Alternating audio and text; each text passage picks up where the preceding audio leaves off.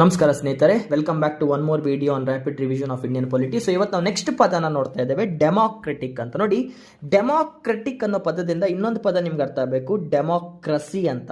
Demo ಅಂದ್ರೆ people, ಕ್ರಸಿ ಅಂದ್ರೆ power. ಇಲ್ಲಿ power of making the decision is in the hands of the people ಅಂತ. ಜನರು, ಈ ಪುಸ್ತಕ ಏನ್ ನೋಡ್ತಾ ಇದ್ದೀರಲ್ವಾ, ಇದನ್ನ ಜನರ ಒಪ್ಪಂದದಿಂದ ಮಾಡಿರುವಂತ ಪುಸ್ತಕ ಅನ್ನೋ ಹಾಗೆ.